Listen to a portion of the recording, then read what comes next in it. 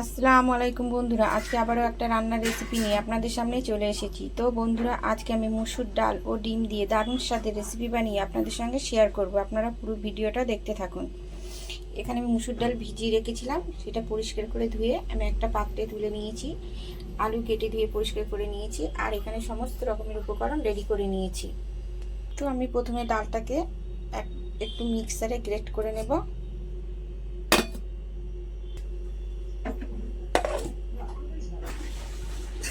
ডালটা আমার গ্রেট করা হয়ে গেছে, এবার একটা পাত্রে ঢেলে নেব।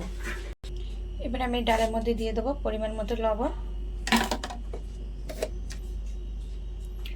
সামান্য হলুদ গুঁড়ো,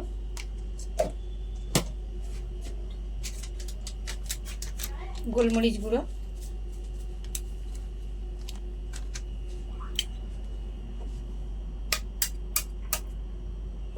দিয়ে দেবো ডিম।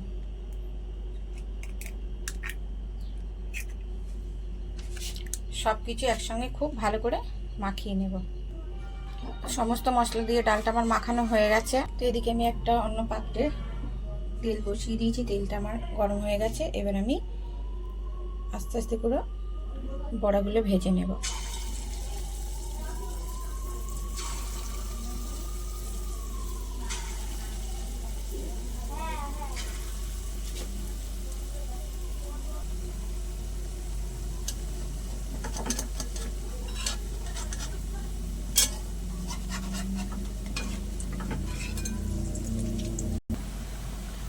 বড়াগুলো আমার খুব সুন্দর করে ভাজা হয়ে গেছে, এবার আমি তুলে নেব।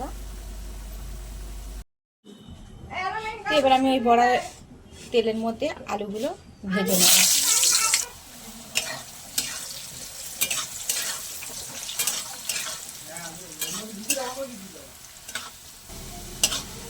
আলুগুলো আমার ভাজা হয়ে গেছে, এবারে তুলে নেব। এবার ওই তেলের মধ্যে দিয়ে দেবো পেঁয়াজ কুচি আর লঙ্কা কুচি।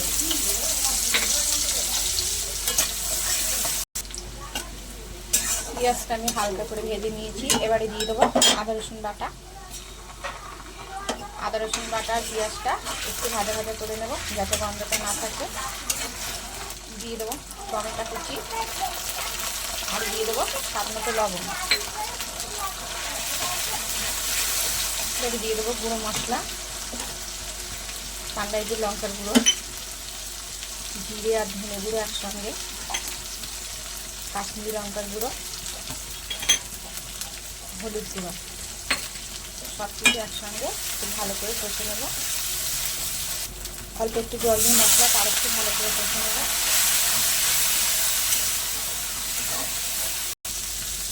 মশলাটা আমার খুব ভালো করে কষানো হয়ে গেছে, মশলা থেকে তেল ছেড়ে দিয়েছে।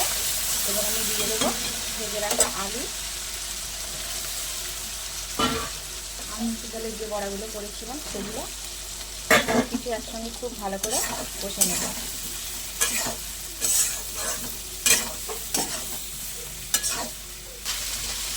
সব কিছু আমার খুব ভালো করে কষানো হয়ে গেছে, এবারে দিয়ে দেবো পরিমাণ মতো জল।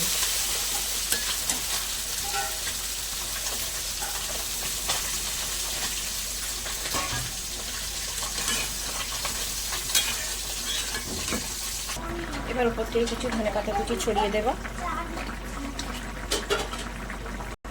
আর দিয়ে দেবো সানরাইজের শাহি গরম মশলা গুঁড়ো একটু ছড়িয়ে দেব।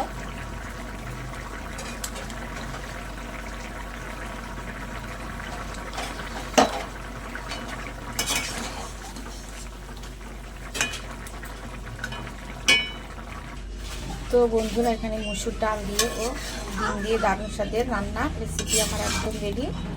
আমার রেসিপিটা যদি আপনাদের ভালো লাগে থাকে অবশ্যই লাইক করবেন, সাবস্ক্রাইব করে শেয়ার করবেন। আর আমার ভিডিওটা দেখার জন্য আপনাদের কাছে অনুরোধ রইল। আজকের মতো আল্লাহ হাফেজ।